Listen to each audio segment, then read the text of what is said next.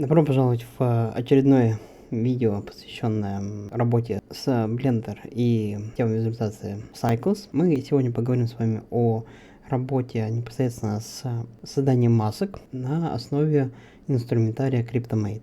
CryptoMate достаточно интересный инструмент, который облегчает жизнь, наверное, всем композерам, каким только возможно, и 3D-шникам. И сейчас лежит в основе очень многих инструментов для создания различных моделей освещения, для редактирования освещения и его различные варианты, которые используются в том же V-Ray, в Corona, в Арнольде и многих других. Сейчас важно понимать, что нам необходимо не только получить чистую картинку на рендере, какую мы можем получить в любом моменте, да, то есть она может быть совершенно непригодна для какого-то окончательного варианта, но ее можно всегда доработать на этапе композа. Композ непосредственно уже выполняется в стороннем редакторе или внутри 3D-приложения, которое умеет это делать. Например, в Blender есть инструментарий для композитинга, что-то можно сделать в Maya, очень хорошо можно сделать что-то в Houdini, но основные инструменты для композа, которые используются, это тот же Photoshop, тот же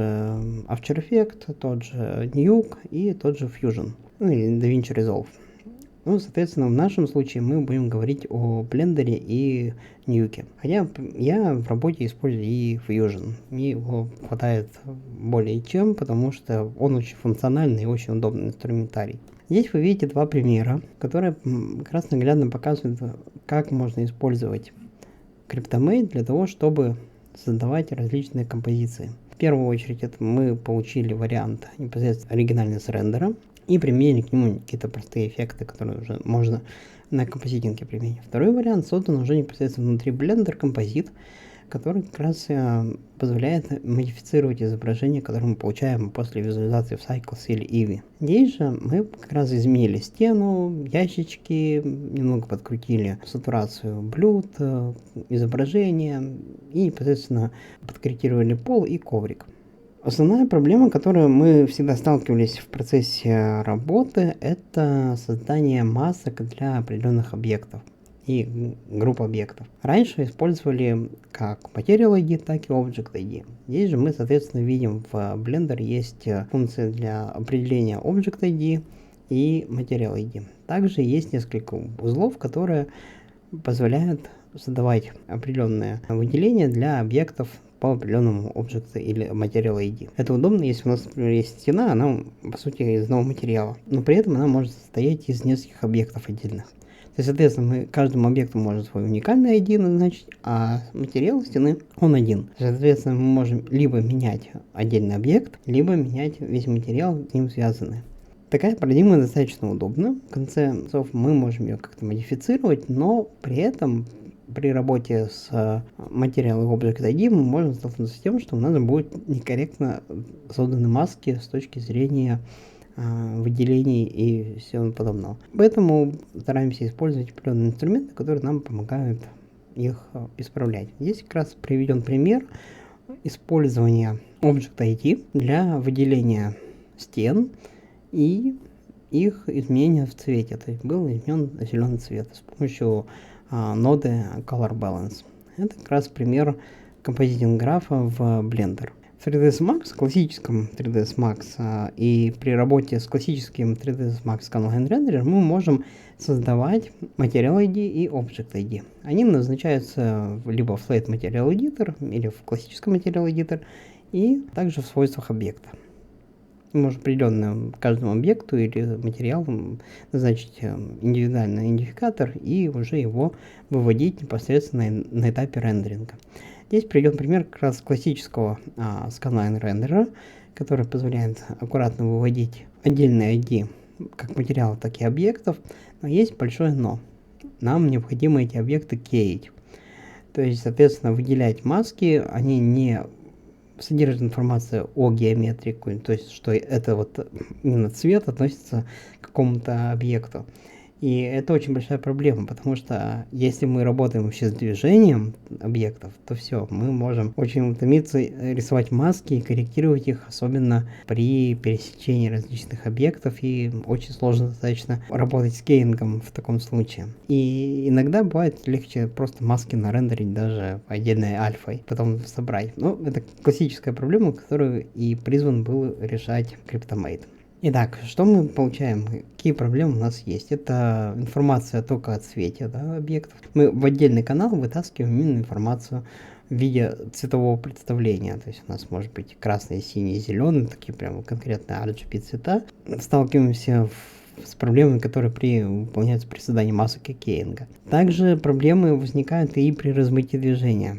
Пассы, насколько я помню, не сохраняют материал и Object ID информацию о размытии движения, соответственно, мы можем просто получить при кейинге очень жесткую границу, и, соответственно, все это не будет размываться. То есть, либо мы рендерим все без motion blur, или мы рендерим все с motion blur, но при этом получаем проблему в том, что у нас нет возможности оперировать с этим цветом именно в размытом состоянии. Тоже очень неподходящий вариант. И, конечно же, мы не можем нормально определить объект или материал по виду. То есть мы знаем, что у нас есть какой-то общий материал или какой-то тип объекта, например, стена или и кружка, например, на ней, или какой-то декоративный элемент. А как его определить, мы не знаем. Мы его видим только в виде разделенного цветами. То есть либо желтая стена, либо красная декоративная штука, но при этом мы можем получить достаточно непредсказуемый результат в этом плане. И в 2015 году разработчики из Psyop, Джон Фридман и Энди Джонс, они создали расширение для Nuke и для рендера, называется он CryptoMate. Он создает ID-маски с поддержкой размытия движения, прозрачности и глубины резкости. И также использует организационную информацию, доступную в процессе рендеринга. Как раз у нас есть, что есть объект такой-то с информацией, да, то есть какие-то материалы, это не связано с этим объектом, и, соответственно, мы можем их использовать. Также эта организационная информация используется для определения имен объектов и пространства объектов, и также имен материалов. Это вполне достаточно, чтобы мы могли работать с данной информацией именно на этапе композитинга. То есть композитинг софтвер должен это понимать. Здесь стоит еще также обратить внимание на концепцию формата OpenEXR. OpenEXR, он работает с концепцией слоев и каналов. Ну, соответственно, у нас есть слой. Здесь приведен пример приложения MRViewer и открыто в нем файла в формате EXR с рендером комнатки, которую мы модифицируем. Есть layer list, в нем сохранены все данные о слоях. Есть имя слоя, соответственно, есть определенная сцена и есть определенный слой, который отвечает за пас. То есть, например, вот CryptoMate или какой-нибудь иной. Следующий идет это каналы слоя.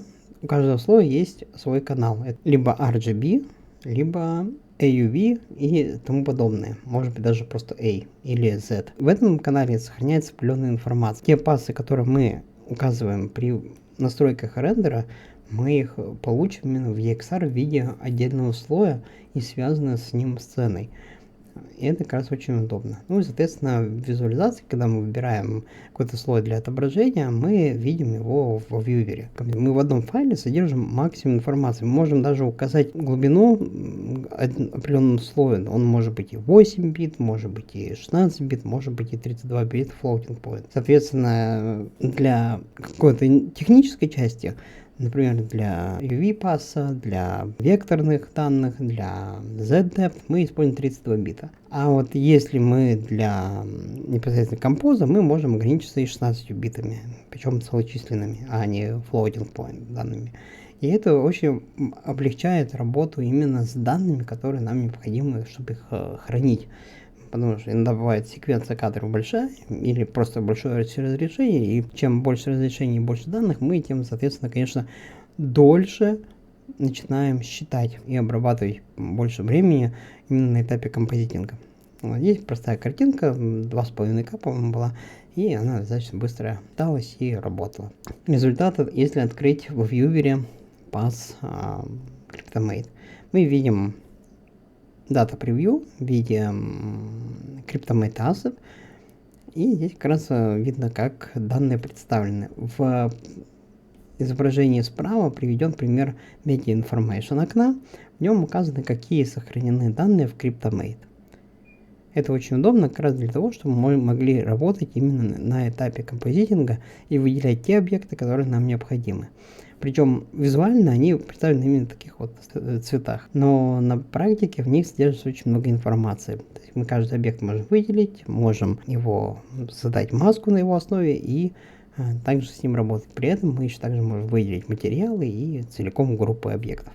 Blender CryptoMate реализован в глобальных параметрах раздела Passes, и мы можем указать в свитке CryptoMate, какие данные нам необходимы по объекту, по материалу или по ассету. И также указать глубину. Уровни задает, сколько уникальных объектов может быть определено в одном пикселе. Чтобы визуализировать CryptoMate Pass, нам необходимо определиться с тем, какой рендер мы используем. В нашем случае мы, конечно же, рассматриваем Blender Cycles и Blender Eevee. На самом деле CryptoMate сейчас реализован и поддерживается всеми практически основными рендер-движками. Это и V-Ray, 3D Light, и Houdini Mantra, и RenderMan, Redshift, Arnold Renderer, Autodesk V-Red, Appleseed, Atoy, Octane Renderer, Unreal Engine, Unity Engine и Foundry Mode. Все рендеры основные поддерживают, и даже технически перспективные, которые сейчас в разработке, и даже с открытым исходным кодом, они поддерживают вывод пассов с CryptoMate. Здесь как раз приведен пример уже приложения для композитинга. В индустрии уже основным считается всегда Nuke и применение его для композа.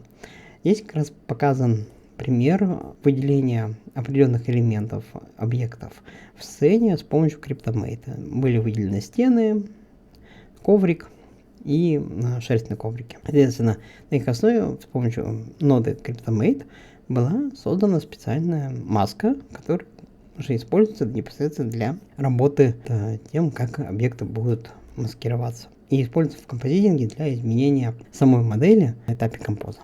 Какое программное обеспечение поддерживает CryptoMate? CryptoMate поддерживается практически всеми системами визуализации и популярными решениями для композитинга. Во-первых, это Nuke с версии 8. Как раз стоит отметить, что Nuke, он изначально был отдельным плагином и поставлялся в виде гизма для Nuke. С 13 версии он стал включен по умолчанию, что на самом деле очень удобно, хотя сколько лет все ждали от Foundry. Но Foundry ждать приходится долго, поэтому мы уже спокойно к этому относимся. Следующий пакет это Fusion. Также поддерживает в виде плагина. Его можно установить как в DaVinci Resolve, так и в Fusion непосредственно стандартный. Следующий пакет это Houdini 16,5. На этапе композитинга, там есть нода для композита, он, конечно, соответственно, включен по умолчанию. Blender 2.8 также доступен в композитинге, и сейчас по дефолту он активен уже непосредственно в версии 3.0. Autodesk Flame, Adobe After Effects. After Effects, он как раз реализован в нем поддержка за счет именно расширения от FNordWare Pro XR плагин. И поставляется также с After Effects 2020 и выше. В Adobe Photoshop реализация идет за счет EXRI плагина. Film Baselight также поддерживает. И Natron, который это open source аналог Nuke, он поддерживает также и работу с CryptoMate. Перейдем непосредственно к демке, посмотрим функции и основные возможности непосредственно на живой демонстрации того, как работать с CryptoMate уже в Blender и в Nuke.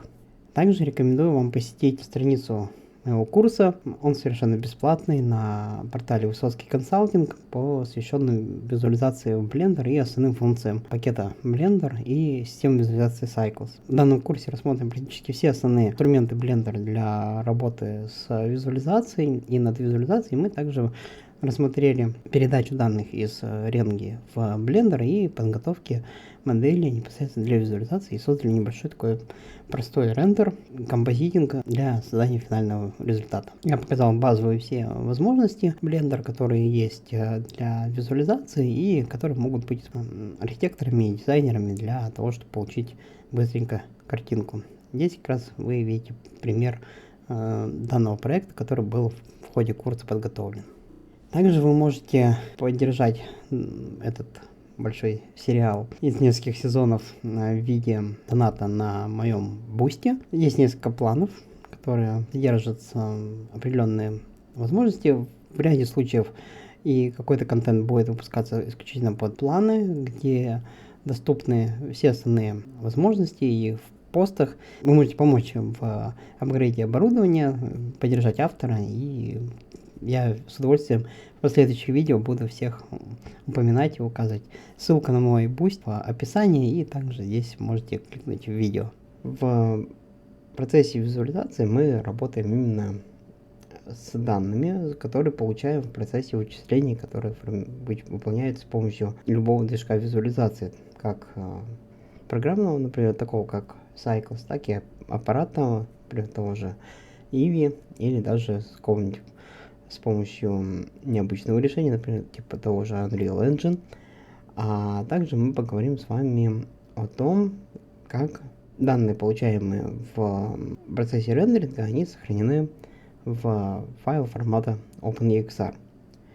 И в частности, в том же Blender Cycles и Blender Eevee мы можем эти данные сохранять в виде отдельных блоков данных в формате OpenEXR. С ними уже работать в этапе композитинга в Blender Composite или же в Nuke или во Fusion. Мы же сегодня поговорим с вами именно о том, как эти данные вытащить уже непосредственно в процессе композитинга. Приведу несколько примеров процесса обработки информации. Итак, первое, что нам необходимо сделать, это запустить, конечно же, инструмент, это Blender. Blender у нас LTS релиз для примеров, поэтому мы на него и будем рассматривать все примеры и работать с ними. По умолчанию мы выберем рендерер Eevee, потому что он достаточно быстрый для обработки изображений и поддерживает все основные инструменты в Blender Composite для работы. Но данные мы можем работать с ними как полученными при визуализации с помощью Cycles, так и при визуализации с помощью Blender Eevee. Следующий режим, с которым мы будем работать, это Blender Compositing. Это layout в интерфейсе Blender, который позволяет выполнять обработку изображений. Но мы его немножечко перенастроим. Нам потребуется режим в основном Node. Это основное рабочее пространство. Отключим Backdrop. Backdrop служит для того, чтобы мы могли сразу в рабочем пространстве композитинга работать именно с изображением. Следующий это убираем. Здесь вместо Properties Editor мы убираем Image Editor. Этого вполне нам достаточно для того, чтобы выполнять основные операции с процессом обработки изображений. То есть, что нам необходимо? Первое, у нас есть слева это пространство, в котором мы работаем с нодами. Мы также включаем сразу Use Nodes. А справа мы работаем с изображением, получаем либо в процессе рендеринга, либо в процессе Viewer Mode. Для того, чтобы мы работали с Viewer Mode, мы можем создать ноду Viewer, нажимаем клавишу Tab и Viewer. Viewer сразу же отображается. Тот же самый Backdrop будет отображать, если активен, то Viewer. Ну, мне, например, нравится в отдельном либо мониторе, в котором у меня, например, рядом два монитора стоят, мы же можем вытащить в отдельное панель Blender и работать с ней. А с нодами и нод-графом мы работаем уже непосредственно в окне нод-эдитора. Итак, что нам необходимо? Нам необходимо в первую очередь загрузить данные информации о сцене. Эти данные уже можно не использовать, они нам необходимы. Их можно и убрать, но если необходимо в какой-то мере, можно их просто замьютить, и все, они не будут никак использоваться. А вот данные из файла OpenEXR нам наоборот необходимы, которые мы получаем. Например, это может быть секвенция кадров, а может быть и статичная картинка. Берем image. Image у нас загружается из внешнего файла, сохраненным заранее в OpenEXR. Я специально отдельно сохранил пример со сценкой в виде детской комнатки, и мы получили полноценное изображение. Видим изображение, которое было получено в процессе рендеринга с помощью Cycles. А во Viewer именно работа производится с помощью рендерера Eevee. Чтобы вытащить данные непосредственно для работы с пасом CryptoMate, который мы сохранили заранее, да, они представлены именно в виде CryptoMate Asset, CryptoMate Material и CryptoMate Object. Также у нас есть слой, который отвечает за изображение. Вот как раз вот это изображение нам необходимо изменить. На самом деле работать с CryptoMate достаточно просто в Blender. Есть специальная нода, называется CryptoMate. В нем можно загрузить данные, получаемые как в процессе рендеринга, так и в процессе обработки изображения. Изображение может быть получено непосредственно из внешнего файла, например, можно Open указать, а можно загрузить готовое изображение уже непосредственно из файла, который мы уже с вами загрузили заранее в Image. Если мы выберем Image, то, соответственно, все данные загруженного в сцену изображения в формате OpenEXR, и если в нем есть CryptoMate элементы, мы можем с ними производить операции. Видим как CryptoObject, также CryptoMaterial и CryptoAsset. Если нам необходимо выделить элемент, например, если нам необходимо выделить объект, в котором мы работаем, и хотим внести какие-то корректировки в него, мы можем выбрать режим работы CryptoObject. Если нам необходим конкретно какой-то материал, а мы будем именно в первую очередь работать, например, с изменением сцены цвета стен, мы уже будем работать именно с CryptoMaterial. Нам необходимо получить данные о объекте, о материале. Мы щелкаем на кнопку плюс и получаем стену и ее материал. Что мы получаем по итогу? Мы получили именно маску стены. Ничего сложного нет. Маску мы получили. Теперь мы можем, кстати, несколько объектов выделить, потому что иногда бывает, что и несколько материалов изменить. Поэтому мы можем выделить несколько объектов, то есть мы можем так взять, плюс, плюс, плюс. И он будет отображать, где штукатурка, где текстура, допустим, обоев, потолок и другие объекты. Допустим, нам необходимо привести немножечко к другому виду покраску стен. Ну, допустим, заказчику необходимо не белый цвет, а немножечко другой оттенок, например, зелененький или иной. В обучающем примере я заранее подготовил сценку, в которой реализованы пара примеров, как граф построен. В нашем случае потребуется скорректировать изображение стены. Мы с помощью нод коррекции Hue Saturation, яркости и цвета изменим цвет. Итак, что нам необходимо сделать для того, чтобы внести какое-то изменение в изображение, которое мы получили в процессе рендеринга. Маску мы с вами создали, выделили объекты, которые и материалы необходимо изменить. Теперь нам необходимо непосредственно само изменение сделать. Возьмем, создаем ноду Hue Saturation и Brightness and Contrast.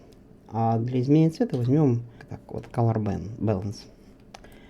В Blender есть все основные инструменты, которые необходимо использовать для коррекции изображения или его изменения. Конечно, это не такой функциональный редактор, как, допустим, тот же Nuke Fusion или в DaVinci Resolve, но в принципе функционала вполне себе достаточно. Главное, что мы можем с помощью CryptoMate выделять объекты, материалы и ассеты, и, соответственно, работать с ними и изменять. Пускаем в Hue Saturation Value, Brightness и немножечко Image. Следующее, что нам потребуется для последующих изменений, это и наблюдение того, какие мы операции введем. Нам необходимо объединить два графа. Первый — нередактируемое изображение, ну, само изображение полноценное, а второе — изображение, которое мы уже трансформируем с помощью нод в графе. Нам необходимо увидеть не то, как изображение будет изменено целиком, а именно только определенные части, которые мы определили с помощью узла CryptoMate. Итак, берем, применяем узел Alpha Over. Так, и вот так вот. Все, получили два изображения. А фактор определяем с помощью ноды CryptoMate. То есть та маска, которую мы формируем, она будет у нас меняться. Ну, давайте вот Saturation увеличим, да. Соответственно, мы уже видим здесь уже какие-то изменения. Value мы сделаем потемнее. Это как раз позволяет немножечко изменить граф и образ, чтобы мы могли уже видеть какие-то трансформации изображения. Соответственно, мы можем определенные части изображения уже трансформировать. Так.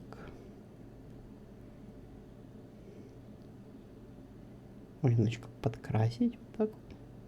Но можно даже немножечко Saturation уменьшить, чтобы насыщенность была не такая прям выделенная. И немножечко поджелтить. Вот сюда. Вот так вот. Hue у нас меняет тон. Ну, соответственно, оттенок, да. Saturation меняет его насыщенность. То есть увеличиваем, она становится насыщенной.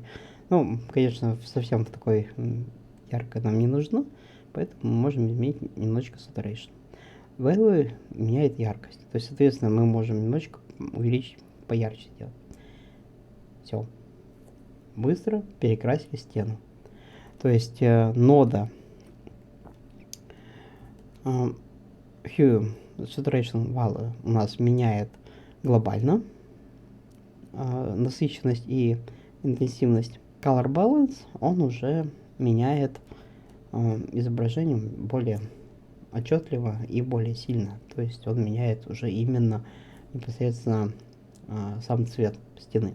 Собирая изображение из таких вот элементов, мы же можем сейчас отдельно сделать, еще взять CryptoMate отдельный и изменить, допустим, немножечко сделать контрастнее и поглубже, потемнее пол.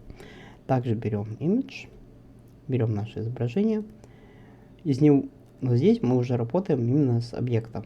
Если здесь мы работаем с материалом, здесь мы работаем с объектом и также выделяем пол. Следующий элемент снова точно такие же операции. Берем, меняем Hue Saturation Value и также можно Color Balance.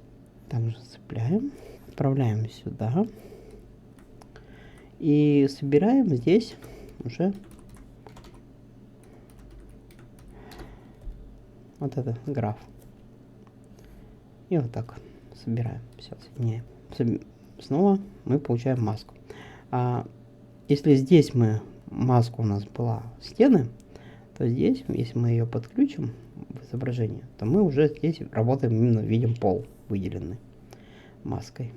Так, теперь нам потребуется немножечко притемнить его. Вот, пол становится темнее. Обратите еще внимание на то, что у нас здесь мы работаем только с определенным областью изображения. Та область, которая у нас подвергнута именно обработке маски.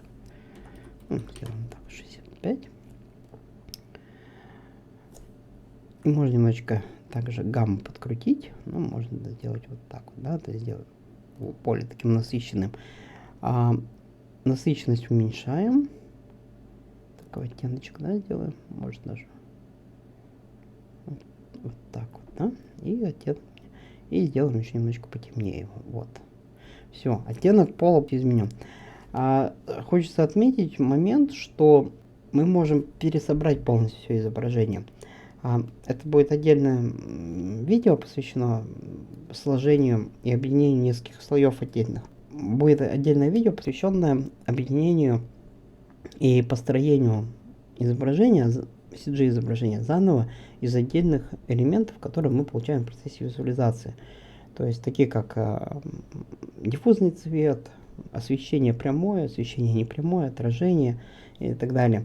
Это очень хорошо, когда мы работаем именно, например, с интеграцией CG-модели в видео или фотографию. Мы можем так контролировать практически любой элемент в изображении. Это проще, чем, допустим, мы делали бы, например, работали уже с отрендеренным изображением и его как-то трансформировать пытались. То есть мы можем вот эту яркость освещения сильно снизить или его перекрасить, само именно освещение, не трогая при этом материалы, диффузный цвет и так далее.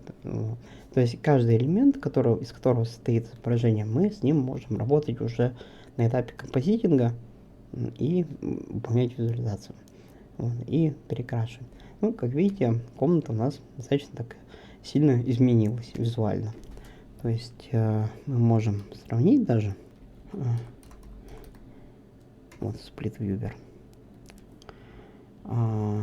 Так вот. И вот так вот, да. То есть вот у нас есть результирующее изображение и есть оригинальное. Вот, соответственно, мы видим уже изображение, которое мы получаем при композиции, то есть до, после. Можно также вот разбить. Вот, измененные. Вот. Все изменения видны. Вот. То есть полностью готовое изображение и оригинальное. Как видите, процесс достаточно несложный в работе с CryptoMate. Выбираем, если нам необходимо что-то удалить, да, мы можем даже, например, пол убрать, все, он не меняется.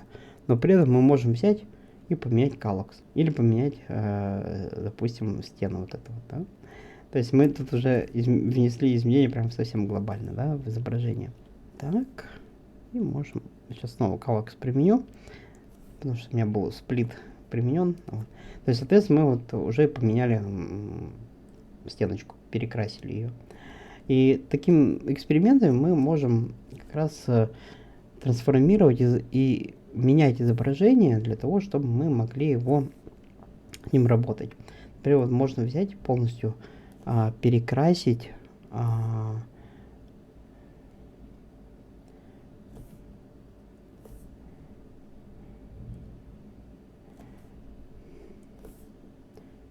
детскую кухоньку. Вот. Мы получили уже иной результат. И также можно те же самые трансформации применить непосредственно к полу. Все, готово. Этот пример я тоже сохраню. Вы сможете его посмотреть после того, как загрузите ассеты данного мастер-класса и познакомиться с этим графом.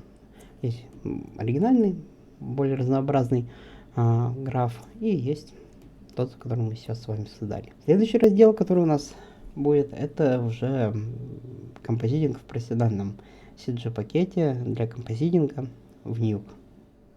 Во втором разделе нашей демонстрации я покажу вам, как работать с проходом CryptoMate в рамках интерфейса системы Nuke. Nuke является достаточно популярным решением, инструментом для работы с компьютерной графикой и композитингом, уже видеоматериалов, интеграции 3D в 2D и многих других задач, связанных с постобработкой полученных в ходе съемок и визуализаций изображений и материалов. Мы используем Nuke версии 14.0, и на его примере как раз покажу на основе его функционала и инструментария, как работать с пасом CryptoMate. Мы сделаем достаточно несложную композицию, изменим также стены и пол, но средством именно инструментов Nuke. Nuke также является node-based решением. Он позволяет с помощью графа узлов производить трансформацию над изображением. Это 32-битный редактор, полностью работает в 32-битном цветовом пространстве в линейном и обеспечивает полную интеграцию с форматом OpenEXR и его реализацией из разных систем визуализации. То есть, если мы рендерим изображение, допустим, с Cycles, V-Ray, Арнольдом, Redshift в OpenEXR, мы спокойно можем из этого OpenEXR получать данные в Nuke, которые нам необходимы в работе. Первое, что нам необходимо сделать, после того, как Nuke будет запущен, есть non-commercial версия, для демонстрации я как раз ее и использую. Она обладает определенными ограничениями там, по функционалу и по выводимому изображению, по-моему, ограничение там Full HD 1920 на 1080 в прогрессивной развертке. Но для нашей задачи вполне этого достаточно, чтобы понять, как работает программа. Но в остальном Nuke полностью многофункционален, даже на non-commercial версии, и позволяет хорошо использовать его для образовательных целей. Для коммерческих целей уже, конечно, выгоднее использовать коммерческий Nuke. Итак, что нам нужно в первую очередь сделать, это настроить проект. Мы рендерим проект в Full HD формате, то есть нам необходимо выбрать HD. Затем выбираем цветовое пространство на базе OpenColor.io. По умолчанию все настройки есть, они подгружаются из тех конфигураций, которые у меня определены в системе. В курсе по Blender на BMVC я об этом подробно рассказывал, как это настраивается. По ссылке в описании можно спокойно посмотреть. Теперь нам необходимо сделать следующее. Необходимо добавить ноду reformat, потому что мы будем работать с изображением, которое будет выводиться в Full HD, но при этом на входе у нас идет 4К изображение, 4К рендер. В реформате настраиваем resize до fit. Можно сделать fit, можно fill, вот, потому что он будет пропорционально такой же, как и Full HD, то есть 4К разрешение это в 4 раза больше, чем Full HD.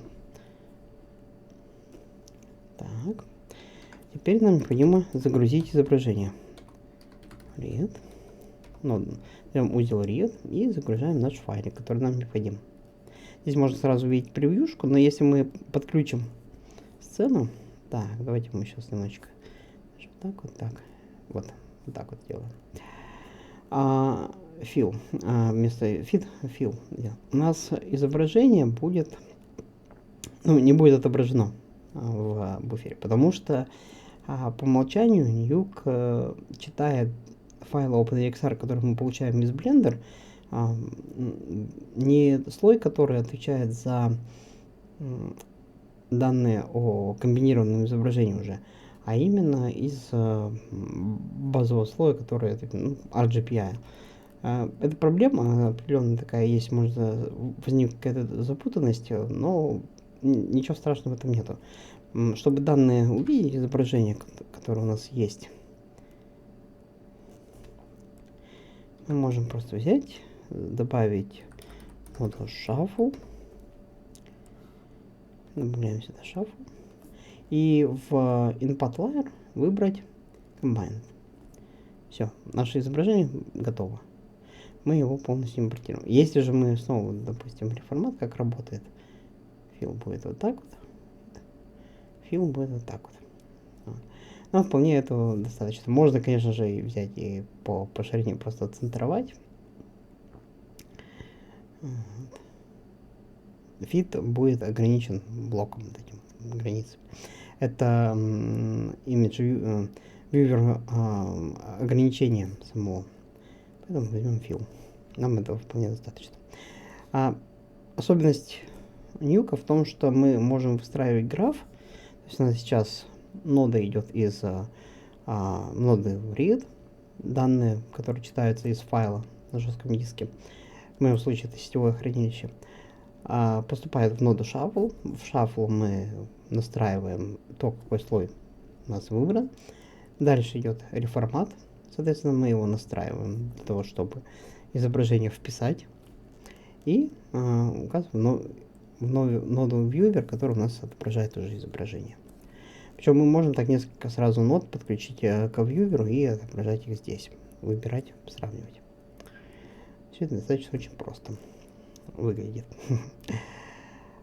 Следующее, что нам необходимо добавить, это нод Color Correct, который будет влиять на изменение определенных цветов и областей, которые мы будем работать. Но Nuke, чем интересен, у него у каждой ноды есть маска. CryptoMate, как и в Blender, мы будем использовать именно как маску. То есть он должен получить две маски нам необходимы, которые определяют стены и пол. И дальше мы с помощью определенных нот, которые вот эти вот мы добавляем, мы их можем уже трансформировать эту область изображения, которая нам необходима и определена маской. Можно также на все изображение применить. Допустим, если даже взять так вот, допустим, okay, вот мы получаем уже немножко иной оттенок, да, то есть можно как раз прямо включить и трансформировать изображение глобально. Если нам необходимо редактировать определенную область изображения, нам необходимо маску создать. Соответственно, берем CryptoMate. В Nuke с помощью 13 версии CryptoMate идет по умолчанию. Раньше необходимо было устанавливать его в виде отдельного модуля расширения, который с GitHub загружался. Сейчас он функционально реализован в интерфейсе Nuke, поэтому нет таких больших проблем для работы. Nuke стал достаточно очень широко таким хорошо развитым пакетом, и который позволяет с минимальным количеством манипуляций с разными модулями, расширениями и всем подобными скриптами реализовывать большинство художественных задач, которые нам необходимы. Что нам необходимо, когда мы хотим, допустим, поработать с CryptoMate? Может быть, выбрать CryptoMate. Итак, мы здесь все видим то же самое, что и в блендере. У нас есть CryptoObject, CryptoMaterial и CryptoAsset. Так, нам нужны стены, то стены у нас определены вот этим синим материалом, светло-синим. Для выбора необходимо использовать Picker Add, и зажатой клавишей Ctrl выбираем объект, который нам необходим. Он подсвечивается выделенный объект или материал или ассет именно с помощью желтого цвета. При этом мы видим точку, которую мы можем наблюдать. Эта точка показывает то место, где был клик выполнен. Достаточно удобно для навигации, чтобы понимать, где вы находитесь. Затем, если мы отобразим альфу, то мы уже видим именно области, которые будут впоследствии применяться как маски. И вот белая область — это именно маска, которую мы будем корректировать. Теперь переходим в реформат и подключаем маску из Color Correct CryptoMate, и мы уже меняем только здесь этот цвет. Следующее, что нам необходимо, просто уже управлять изображением на том уровне, который нам необходимо. Нам необходимо, допустим, немножечко внести изменения. Можно скорректировать гамму. Можно также и применить, то есть насчет уровня gain мы можем это менять. Можно также делать вот так вот. Вот.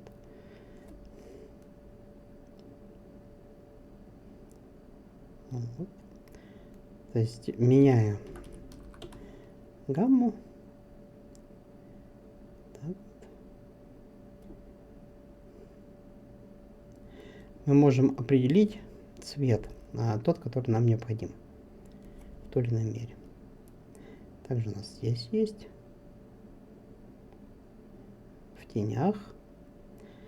Стоит обратить внимание, что важно понимать, мы должны контролировать этот процесс, иначе он будет немножечко может выйти из-под контроля. Вот. Но в принципиально это не значительно. Снова можно добавить ноду Color Correct и связать ее с CryptoMate. Эта нода нам потребуется для глобального уже изменения материала. Например, нам необходимо изменить сатурацию. Также мы можем немножечко уменьшить яркость. Тем самым мы контролируем изображение в ту область, которая нам интересна и необходима. Ну, делаем немножечко потемнее. Так, 9.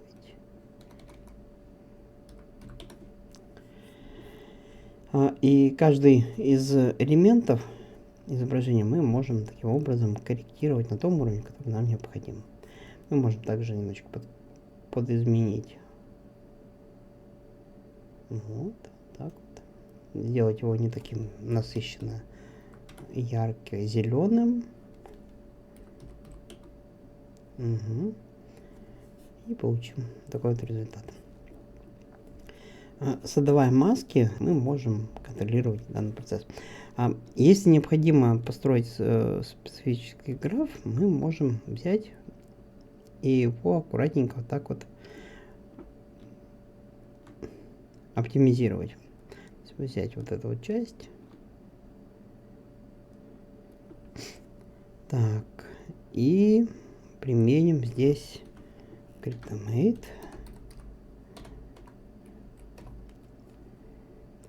Так. И добавим слой с полом, точнее маску пола.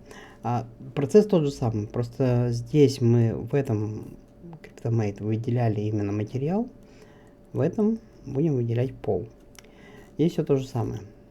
Можно подключить снова вот сюда CryptoMate и добавить именно выделение пола. Хочется отметить, что иногда бывает сразу не срабатывает, когда вы Ctrl зажимаете, он бывает, надо 2 клика сделать, вот, тогда он будет в статусе актив. Если же нам необходимо много объектов у нас в список, и мы немножечко запутались, то можно просто нажать кнопку Clear и заново все это выделять. Достаточно удобно. Проверяем альфу. Все прекрасно. Мы получили ту альфу, которая нам необходима, и возвращаемся в реформат. Следующее, что нам необходимо добавить, это изменение самого пола. Пол меняется точно так же. Можно добавить простую ноду, тот же Color Correct. Вот. И на уровне маски добавлять сюда уже CryptoMate. Вот так вот сделаем. Пол можно немножечко подкорректировать. Мы видим, как он меняется. Так, гамма. Ну, становится потемнее. Так. Вот так вот. И если нам необходимо скорректировать даже цвет, который мы хотим получить, мы здесь можем добавить еще одну ноду Color Correct, которой нам вполне будет достаточно для получения желаемого результата. также сделаем. Поинты, кстати, удобно использовать, когда вы зажимаете клавишу Ctrl, появляются такие точки, и так удобнее визуализировать граф, в котором вы работаете, и мы так можем видеть, как будет процесс сам, то есть какая нода к чему подключена и в каком месте находится и за что отвечает. То есть маска подписана, соответственно, это будет маска. То есть в вьювере 1.2 это вьюверы сами непосредственно, в color correct это input, output, ну и маска. И, соответственно, есть еще отдельные слои типа того же шафла. Там может быть несколько input, и они могут меняться. То есть вы можете комбинировать разные каналы изображения и получать результат необходимый. Так, следующее, что нам необходимо, это немножечко изменить оттенок. Мы можем также взять цвет, допустим, и скорректировать его. Можно его сделать вот так вот покраснее. Так. Гамма вот так вот, по насыщению. Так. Gain. Так.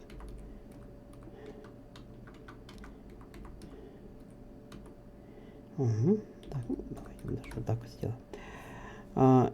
И еще одна нода, которая нам может пригодиться просто для чисто такого, это saturation простой. Saturation отвечает за насыщенность цвета. То есть та область, которую мы скорректировали, мы также можем подключить к поинту и уже на уровне данного узла мы можем производить настройки насыщенности. Мы видим, что она изменилась. Вот, все. Мы получили такой достаточно простой результат.